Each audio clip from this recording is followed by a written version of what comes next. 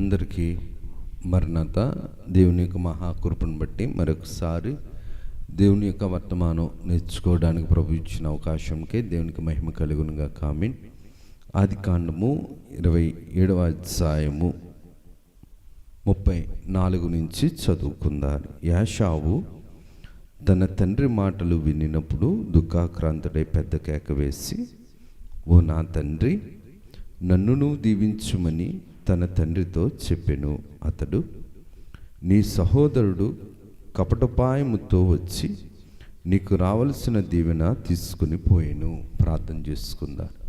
సర్వకృపానిధి, దయగలిగిన తండ్రి, కృప కలిగిన తండ్రి, మీకు వందనాలు, మీకు స్తుతులు, స్తోత్రములు, ప్రణతులు చెల్లించుకొనుచున్నాం. దేవా, దీవించుము, ఆశీర్వదించుము, కనికరించుము, ప్రేమించుము. అయ్యా, మాతో మాట్లాడుము, మమ్ములను నీ యొక్క ఆత్మీయ కార్యక్రమంతో బలపరిచి మీరు మహిమను పొందుమని మహిమనాథుడగు యేసునామం అడుగుచున్నాం తండ్రి. ఆమేన్. త్రిత్వదేవుని దీవెనలు, ఆశీర్వాదములు, శుభములు, మేలులు, ఉపకారాలు ప్రభు నిండుగా మెండుగా మన ఎల్లరికి అందింపచేసి ప్రభువు మహిమ పొందును గాక. ఆమేన్. చదవబడిన ఆత్మీయ వాక్యంలో మనం జాగ్రత్తగా గమనించినట్లయితే గనక, అతడు నీ సహోదరుడు కపటోపాయముతో వచ్చి నీకు రావలసిన దీవెన తీసుకొని పోయెను. కపటము దేవుని దీవెనను దూరం చేస్తుంది. కపటము దేవుని యొక్క ఆత్మీయ జీవితంలో ఉండకుండా చేస్తుంది. కపటము అనగా నటన, కపటము అనగా అహంకారమైన స్వభావము, కపటము అనగా స్వబుద్ధి, కపటము అనగా వేషధారణ.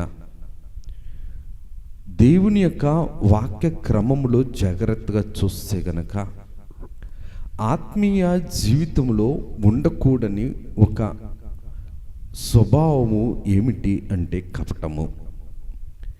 వేషధారణ జీవితం, మోసపురిచే జీవితం, దేవుని యొక్క ఆత్మీయ జీవితమును నిజాయితీగా ఆశించని దుర్గుణము కపటము.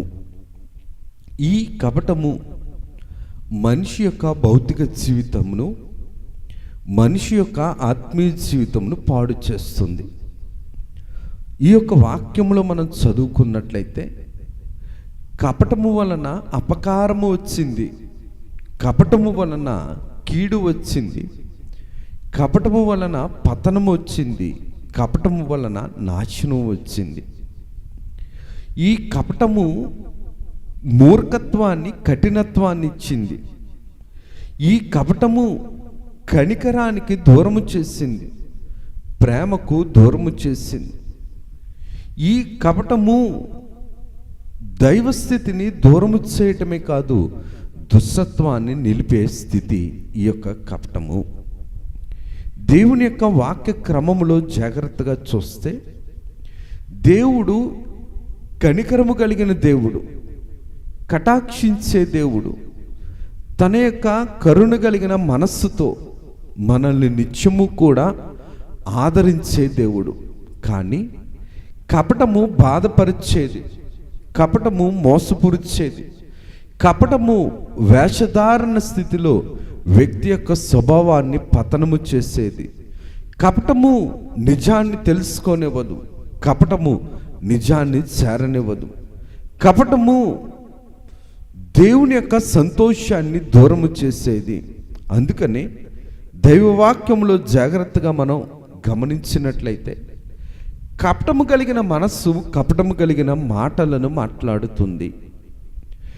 కపటము కలిగిన మనస్సు కపటము కలిగిన క్రియలను చేస్తుంది. కపటము కలిగిన మనస్సు దేవుని యొక్క భయము కానీ భక్తి కానీ లేకుండా చేస్తుంది. కపటము కలిగిన మనస్సు దేవుని నీతిని చేరనివ్వదు. కపటము కలిగిన మనస్సు దేవుని మాటను గౌరవింపనివ్వదు. కపటము కలిగిన మనస్సు దేవుని యొక్క సన్నిధిలో మనిషిని ఉంచదు. కారణం ఏంటనిసినంటే, కనికరము కలిగిన దేవుడు కటాక్షించే దేవుడు, తన యొక్క కరుణతో నడిపించే దేవుని దగ్గర దైవ లక్షణాలు పనిచేస్తాయి, కానీ దుష్టుడి లక్షణాలు పనిచేయవు. దుష్టత్వం దేవుని దగ్గర పనిచేయదు, దుష్టత్వం దేవుని దగ్గర ఉండనివ్వదు. దుష్టుడు ఎవరిని తనమకుండానే పారిపోను. దేవుని యొక్క వాక్య క్రమములో జాగ్రత్తగా గమనిస్తే, దేవుని యొక్క వాక్య క్రమములో యాషావు దుఃఖాక్రాంతుడయ్యాడు, యాకోబు ఇంటికి దూరమయ్యాడు. యాకోబు జీవితం ఆయాసముగా మారిపోయింది, యాకోబు జీవితం మోసకరముగా మారిపోయింది. కేవలం కపట స్వభావం, నటనా జీవితం, శరీరము నటనే, మాట నటన, వస్త్రధారణ నటన, లోపల ఉన్న ఆలోచనంతయు కూడా నటనే. అందుకని యాకోబు తండ్రి ప్రేమను కోల్పోయాడు, తల్లి ప్రేమను కోల్పోయి లాబాను దగ్గరకు వెళ్ళవలసిన పరిస్థితులు వచ్చాయి. కారణం ఏంటనిసినంటే, వేషధారణ నటగలిగిన ఈ కపటము దేవుని కనికరాన్ని, దేవుని దీవెన్ను రాజ్యం చేయదు. కపటముగా దీవెన సంపాదించుకొని మోసకరమైన మాట, వేషధారణ కలిగిన మాట, లోక సంబంధమైన మాటలో కపటము ఉంటుంది, కానీ దేవుని మాటలో నిజముంటుంది, దేవుని మాటలో నీతి ఉంటుంది, దేవుని మాటలో నిలబెట్టుట ఉంటుంది. దేవుడు నిలబెట్టే మాటతో, దైవ సంబంధమైన మాట నిలబెట్టేది కాబట్టి నీతిగా నిలబెడితేనే దేవుని దగ్గర మనం నిలబడగలుగుతాం. నీతి లేనప్పుడు కపటముతో దేవుని దగ్గర మనం నిలబడలేము. ఇందుకు ఈ మాటను నేను జ్ఞాపకం చేస్తున్నానంటే, నీతిమంతుడు 7 మారులు పడినా సరే తిరిగి లేపుతాడు దేవుడు. కపటదారుణ్ణి లేపిన వాడిలో మోసం ఉంటుంది కాబట్టి, నటన వేషధారణ ఉంటుంది కాబట్టి దేవుడు పడిపోయేవాడిని నిలబెట్టాడు. నిలబడాలని ఆశ ఉన్నవాడిని, నిలబడాలని ఆసక్తి ఉన్నవాడిని దేవుడు నిలబెడతాడు. ఇందుకు మన యొక్క ఆత్మీయ, భౌతిక, శరీర సంబంధమైన జీవితంలో జాగ్రత్తగా మనం గమనించగలిగితే కనుక, కీర్తనల గ్రంథము 10వ కీర్తన 7వ అధ్యాయంలో, వారు నోరు శాపముతోనూ కపటముతోనూ వంచనతోనూ నిండి ఉన్నది, వారి నాలుక క్రింద చేటును పాపమును ఉన్నవి.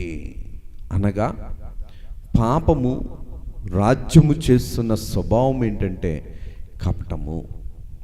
అనగా కపటముతో పాపము పరిపక్వమవుతుంది, కపటముతో పాపము సాధన చేస్తుంది, కపటముతో పాపము పతనానికి నడిపిస్తుంది, కపటముతో పాపము నైజాన్ని నెగ్గించుకుంటుంది. ఎందుకు ఈ కపటము విశ్వాసిక జీవితంలో ఉండకూడదంటే, విశ్వాసి నీతిపరుడు నిజాయితీగా ఉండాలి. అందుకనే నీతిమంతుడు 7 మారులు పడినా లెగుస్తాడు.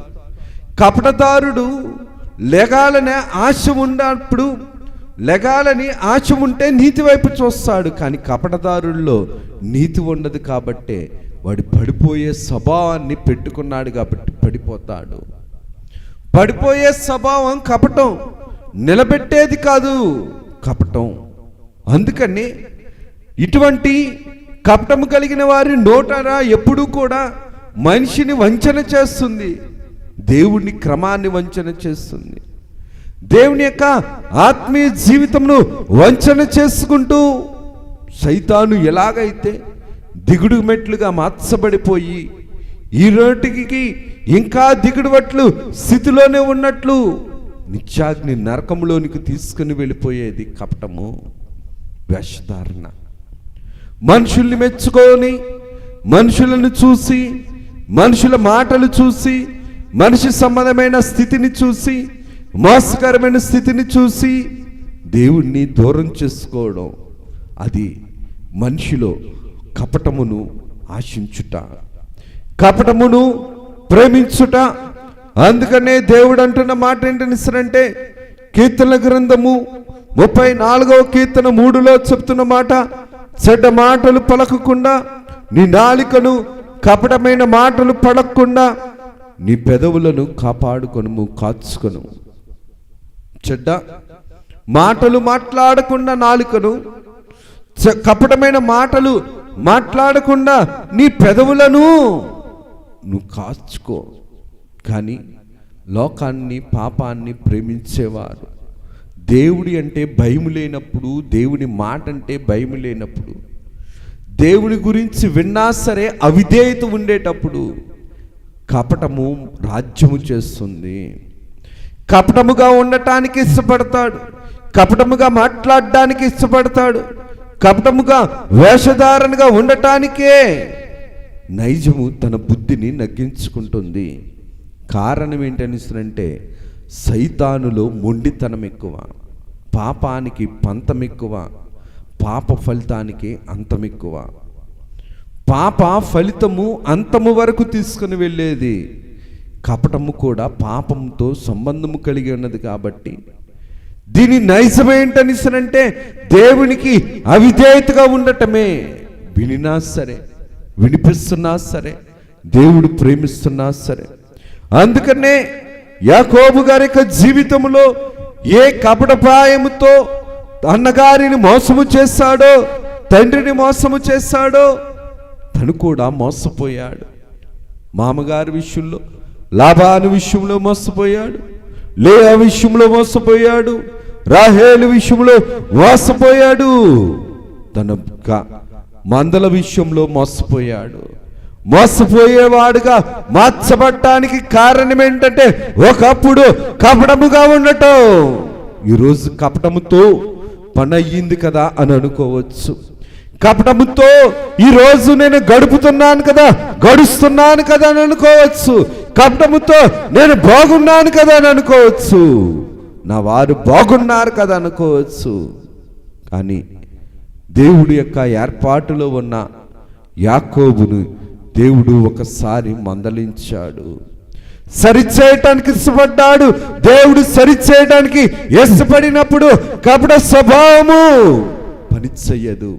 కపటము పని చేయలేనప్పుడు, కపటాన్ని ఆశించి ప్రేమించి దాన్ని వ్యామోహించి ఉన్న మనిషి దేవుని దగ్గర కూడా ఉండటానికి పనిచేయడు. అందుకనే దేవుని యొక్క కార్యక్రమమును జాగ్రత్తగా గమనిస్తే, కీర్తనల గ్రంథము 55వ కీర్తన 11లో దాని మధ్యను నాశన క్రియలు జరుగుతున్నవి, వంచనయు కపటమును దాని అంగడి వీధులలో మానక జరుగుతున్నది.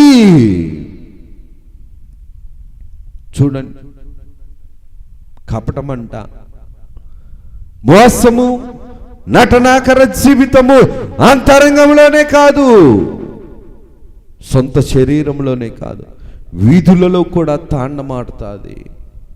అంగళ్ళలోనూ, అంగడి వీధులలోనూ మానక మానక మానక. ఇళ్ళని లేదు, ఒళ్ళని లేదు, బడని లేదు, గుడని లేదు, బజారని లేదు, 10 మంది చూస్తున్నారని లేదు, 100 మంది చూస్తున్నారని లేదు. కానీ కపటము దాని బుద్ధి ఏంటనిస్తుందంటే, బజారులో పెట్టేది నిన్ను. దేవుని యొక్క కార్యము ఎప్పుడూ కూడా అంతరంగ శుద్ధిని కోరుకునేది, కానీ బజారులో పెట్టే బుద్ధి మాత్రం కాదు. ఒక బుద్ధి బజారులో మనల్ని పెడుతుంది అనిస్తుందంటే ఆ బుద్ధి సైతానిది. కపటము కలిగిన మనిషి, కపటము కలిగిన స్వభావము, కపటము కలిగిన వేషధారణ కలిగిన జీవితము బజారు పాలే. బజారులో ఉండేది కాబట్టే, వీధుల్లో తిరిగేది కాబట్టే ఒకనాడు ఏమవుతుందనిసరంటే, వారి మధ్యను నాశన క్రియలు జరుగుతున్నవి, వంచనయు కపటము దాని అంగడి వీధులలో మానక జరుగుతున్నవి. ఎందుకు ఈ కపటం వస్తుందనిసరంటే, ఆత్మీయ జీవితంలో ఇంత కపటము, ఇంత ఆత్మీయ జీవితంలో మోసకరమైన జీవితం, వేషధారణ జీవితం, నటనా సంబంధమైన జీవితం ఒక మనిషి జీవితంలో ఎప్పుడు వస్తుందని అంటే దేవుని యొక్క వాక్య ప్రకారం నీ కట్టడలను మీరిన వారిని అందరినీ నీవు నిరాకరించదువు, వారి కపట ఆలోచన మోసము. దేవుని యొక్క నిబంధనలు మీరటం, కట్టడను మీరిన వారందరూ కూడా కపటంగా ఉండటం, మోసంగా ఉండటం, కపట ఆలోచన కలిగిన వారిగా ఉండటం, వేషధారణ బుద్ధులు, మోసకరమైన స్వభావము, దేవుని మాటను దేవుని క్రమమును గౌరవించని స్థితి. అందుకనే దేవుడు రాయించిన మాట వారి కపట ఆలోచన మోసము. మోసానికి కర్త, మోసానికి జనకుడు అపవాది, అబద్ధానికి జనకుడు అపవాది. అందుకని దేవుని యొక్క వాక్య క్రమములో జాగ్రత్తగా గమనిస్తే గనక కపటంగా ఉన్నాడు ఇస్కరియోతు యోధ, నటించాడు, వేషధారణగా ఉన్నాడు. గెహాజీ కపటంగా ఉన్నాడు, కపటముగా ప్రవచించాడు. ఏమయ్యాడు, ఏమైపోయాడు? విశ్వాస జీవితంలో, భక్తి జీవితంలో జాగ్రత్తగా గమనిస్తే శరీరాన్ని కోరుకునేటప్పుడు, శరీర సంబంధమైన లోక సంబంధమైన బ్రతుకును కోరుకునేటప్పుడు కపటమే రాజ్యం చేస్తుంది, కానీ దేవుని బుద్ధులు రాజ్యం చేయో. దేవుని మాటను కాదనేది కపటము, దేవుని యొక్క మాటను నిరాకరించేది కపటము, దేవునిలో ఉండనివ్వనిది కపటము, దేవునితో నిలబడనివ్వనిది కపటము. నటనా సంబంధమైన వేషధారణ బ్రతుకు ఆనాడు కుటుంబాన్ని విచ్ఛిన్న పాలు చేసింది, ఐక్యత లేకుండా చేసింది. కపటము ఐక్యత, సమాధానము, సఖ్యత లేకుండా చేస్తుంది. కపట సంబంధమైన బుద్ధి కుటుంబాన్ని పాడు చేసింది, బిడ్డలను పాడు చేసింది, ఆర్థిక పరిస్థితులను పాడు చేసింది, కష్టార్జితాన్ని పాడు చేసింది. కారణం ఏంటనిస్తుందంటే కపటములో వేషధారణలో నిజము లేదు కాబట్టి, నిజం కానిది అబద్ధం కాబట్టి, అబద్ధమైన బ్రతుకు మోసకరమైన బ్రతుకు కాబట్టి ప్రభు అంటున్నామా, మోసపోకుడి దేవుడు వెక్కిరింపబడడు. మోసపోకుడి దేవుడు వెక్కిరింపబడడు. అందుకనే ప్రభువు చెప్తున్న మాట, దేవుడి దగ్గర కపటంగా ఉండటం, కపటంగా మాట్లాడటం, దేవుని కార్యక్రమాలలో, దేవుని సంఘముతో, దేవుని విశ్వాసులతో కపటంగా ఉండటం ఎటువంటిది అనిసనంటే, సామెతల గ్రంథము 25వ అధ్యాయము 14వ వచనంలో చూస్తే, కపట మనస్సుతో దానమిచ్చి డంబము చేయువాడు వర్షము లేని మబ్బును గాలిని పోలి ఉన్నాడు. కపటముగా అంటే ప్రభు చెప్తున్నమాట, కపటముతో దేవుని దగ్గర ఉండటం, దేవుని దగ్గర కానుకలు ఇవ్వటం, ఆరాధన చేయటం, ప్రార్థన చేయటం, విశ్వాస జీవితంలో బ్రతకడం అనేది ఏమిటనిసరంటే వర్షము లేని మబ్బు వంటిది. మబ్బు పడితే వర్షం రావాలి, వర్షం వస్తే భూమికి పంట వస్తుంది, కడుపుకి ఆహారం వస్తుంది. వర్షము లేకపోతే పంటలు పండవు, మన అవసరతలు తీరవు, మన దాహం తీరదు. కపటముతో చేసిన భక్తి, కపటముతో ఉన్న మాటలు, కపట సంబంధమైన జీవితం ఎటువంటిది అనిసరంటే వర్షము లేని మబ్బు లాంటిది. వర్షము రానివ్వని, వర్షము లేని మబ్బును పోలిన గాలిని పోలి ఉన్నది. నా బ్రతుకు బాగానే ఉంది కదా, నా బ్రతుకు బాగుంటుంది కదా, నా బ్రతుకులో ఇది లేకపోతే నేను బ్రతకలేను కదా అనుకొని దేవుని కాదని కపటముతో బ్రతికే బ్రతుకులో దైవ సంబంధమైన స్థితి లేదు. దేవుని నిజంగా ప్రేమిస్తే దేవుని దగ్గర కపటంగా మనం ఉన్నాం. దేవుని దగ్గర నిజంగా ప్రేమిస్తే దేవుని దగ్గర మనం కపటంగా ఉన్నాం. ఒక మనిషిని మనం ప్రేమిస్తే ఆ మనిషితో కపటంగా మనం ఉండం. ఓ బిడ్డను ప్రేమిస్తే బిడ్డలతో మనం కపటంగా మనం ఉన్నాం. భార్య భర్తలు మనం ప్రేమిస్తే భార్య భర్తలతో మనం కపటంగా ఉన్నాం. ప్రేమ నిష్కలంకమైనది. నిష్కలంకమైన ప్రేమ లేనప్పుడే కపటము, నటన, వేషధారణ, మోసము ప్రారంభమవుతుంది. అందుకని దేవుని యొక్క వాక్య క్రమములో జాగ్రత్తగా గమనిస్తే గనక మీ ప్రేమ నిష్కలంకమైనది ఉండవలెను, చెడ్డదానిని ఆశ్రయించుకొని మంచి దానిని హత్తుకొని ఉండుడి. మంచి అంటే ఏంటి? మంచి విషయములలో ఆసక్తి కలిగి ఉండి మీకు హాని చేయువాడు. మంచి అంటేనే దేవుని మాట, దేవుని కట్టడము, దేవుని ఆజ్ఞ, దేవుని మందిరము, దేవుని సన్నిధి, దేవుని సమయము. ఇవేమి మనకొద్దు, కానీ దేవుడు దీవించాలి. కానీ దేవుడు రాయించిన మాట ఏంటనిస్తే మీ ప్రేమ నిష్కలంకమై ఉండవలెను, నిష్కపటమైదై ఉండవలెను, నిష్కపటమైదై ఉండవలెను. కపటము లేని ప్రేమ, కలంకము లేని ప్రేమ ఉన్నప్పుడే మంచి దానిని మనం కోరుకునే వారమై ఉంటాం. అందుకని దేవుడు రాయించిన మాట ఇస్సాకు యొక్క ప్రేమలో అలాగుననే, యాకోబు యొక్క ప్రేమలో అలాగుననే ఇస్సాకు యొక్క ప్రేమను మనం గమనించగలిగినట్లయితే గనక లోకము, పాపము, వేషధారణ ఉండిపోయింది కాబట్టే దైవస్థితిని చేరుకోలేకపోయారు. దైవస్థితిని చేరుకోవడానికి సమయం పట్టింది. తన పాపమునకు ప్రాయశ్చిత్తం పొందినవాడు యెహోవా చేత నిర్దోషి అని ఎంచబడి ఆత్మలో కపటము లేనివాడు ధన్యుడు. ఆత్మలో కపటము లేనివాడు ధన్యుడు. మొదట తన పాపమునకు ప్రాయశ్చిత్తం పొందుట, మొదట దేవుని యొక్క క్రమను బట్టి యెహోవా చేత నిర్దోషించబడినవాడు ఆత్మలో కపటం లేనివాడు ధన్యుడు. కీర్తనలు 32వ కీర్తన 2వ వచనంలో చూస్తే తన పాపమునకు ప్రాయశ్చిత్తం పొందినవాడు యెహోవా చేత నిర్దోషించబడినవాడు ఆత్మలో కపటము లేనివాడు దేవుణ్ణి చేరుకోగలుగుతాడు. దేవునికి ఆత్మీయ జీవితాన్ని బ్రతికించు.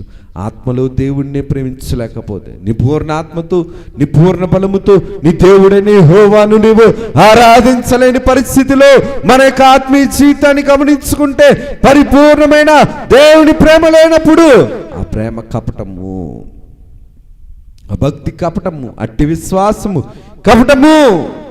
అందుకనే దేవుడు రాయించిన మాట కొరింథీయులకు రాసిన 2వ పత్రిక 6వ అధ్యాయంలో 6వ వచనంలో చూస్తే గనుక కేవలము పరిశుద్ధాత్మ తండ్రి గారిని బట్టి మాత్రమే ఈ నిష్కపటమైన స్వభావము మనిషి యొక్క జీవితంలోనికి వస్తుంది.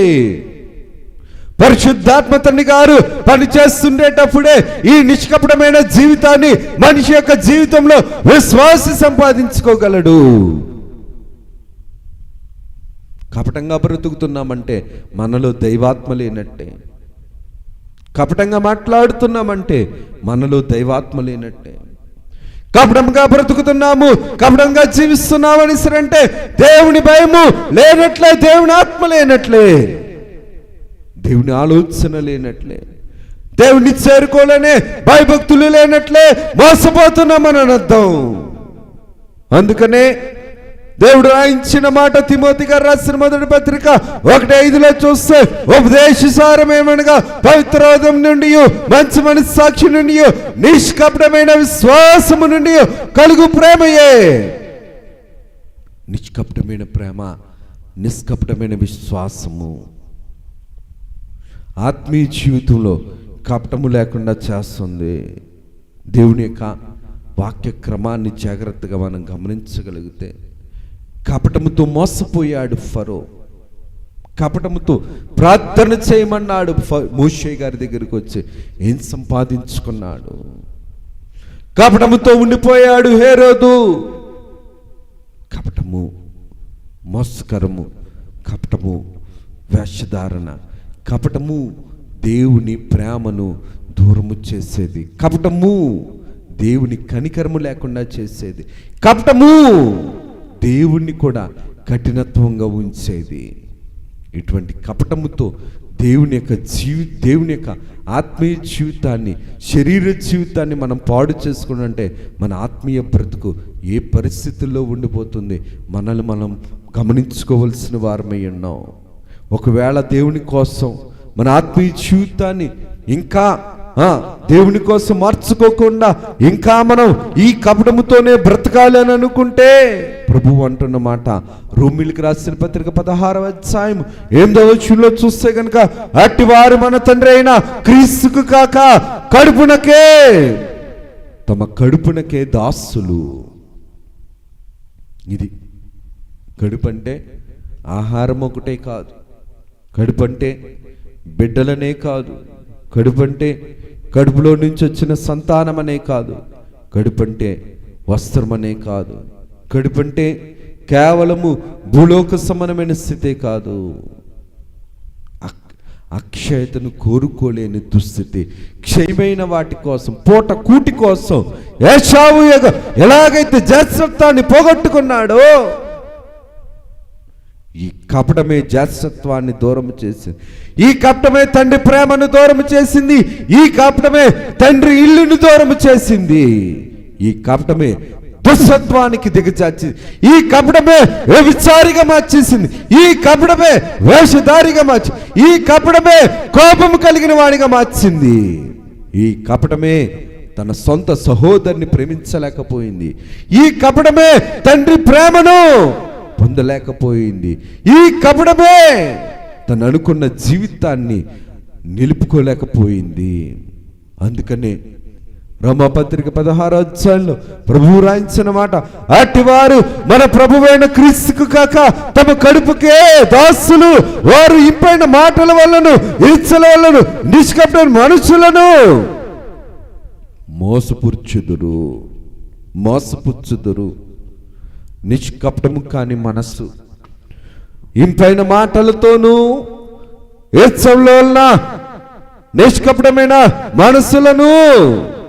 మనస్సులను మోసపుచ్చే హృదయం ఎవరిదే అంటే, కడుపు కోసం, పూట కూటి కోసం జాస్రత్వాన్ని నమ్ముకున్నటువంటి వరుసలో ఉన్న మనుష్యులది. అందుకనే దేవుని యొక్క కార్యక్రమాన్ని బట్టి, దేవుని యొక్క వాక్య స్థితిని బట్టి మనం చూడగలిగితే కనుక, మీ ప్రేమ నిష్కపటం దయ్యి ఉండవలేను.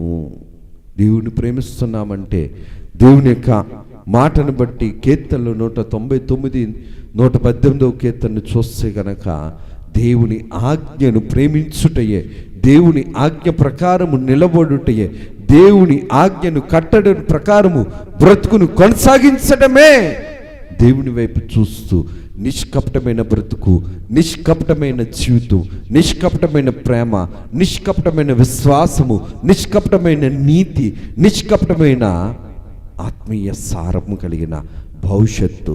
దేవుడు కొద్ది మాటలను మన వినికిడిలో దీవించి ప్రభువు మహిమ పొందును గాక. ఆమె చిన్ని ప్రార్థన చేసుకుందాం. సర్వోపకారుడా, మహిమ కలిగిన తండ్రి, మీ ఘనమైన నామమునకు వందనాలు. దీవించుము, ఆశీర్వదించుము, కనికరించుము.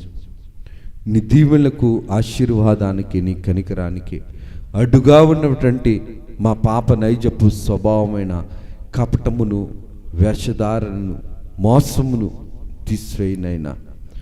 మనుషుల కొరకు, పూట కూటి కోసం కొరకు, వేషధారణ కోసం అబద్ధపు మాటలు, అబద్ధపు బుద్ధులు, అబద్ధపు, అజ్ఞానపు, అవివేకపు, దుష్టత్వపు, దుర్మార్గపు, భ్రష్టత్వపు బ్రతుకులలో మేము బ్రతకకున్నట్లు, లేకున్నట్లు, జీవించకున్నట్లు, ఆశించకున్నట్లు మా ఆత్మీయ జీవితాన్ని మీరు నడిపించుము, మీరు ప్రేమించుము. పరిశుద్ధాత్మ తండ్రి గారి యొక్క సహాయం అందించి, నీ సహకారంతో నిలువబెట్టి, నీవే కనికరించి ఆదరించి మమ్ములను నీ కనికరంతో, నీ కనికర సారము కలిగిన స్థాయిగా మమ్మల్ని మలిచి మీరు మహిమను పొందుమని యేసు నామమున అడుగుచున్నాం తండ్రి. ఆమేన్. త్రిత్వా దేవుని దీవెన, ఆశీర్వాదములు, శుభములు, మేలులు, ఉపకారాలు ప్రభు మనెల్లరికీ మన ఆత్మీయ జీవితానికి అందించి ప్రభు మహిమ పొందును గాక. ఆమేన్. అందరికీ మరణాత.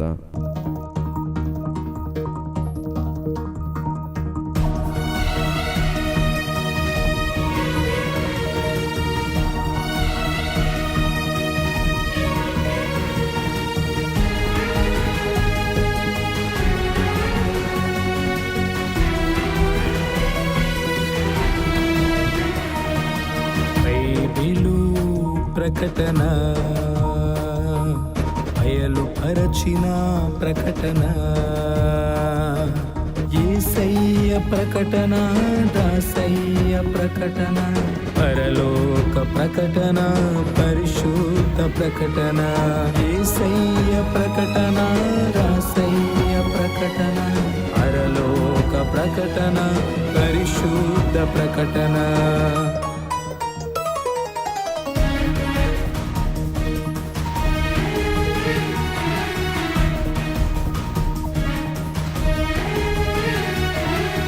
ప్రకటన, బైబిలు ప్రకటన, బయలుపరచిన ప్రకటన, విమలాత్మ ప్రకటన, విజయాత్మ ప్రకటన, విశ్వాసికి ప్రకటన, విజ్ఞాపన ప్రకటన, విమలాత్మ ప్రకటన, విజయాత్మ ప్రకటన, విశ్వాసికి ప్రకటన, విజ్ఞాపన ప్రకటన. ప్రకటన, బైబిలు ప్రకటన, బయలుపరచిన ప్రకటన.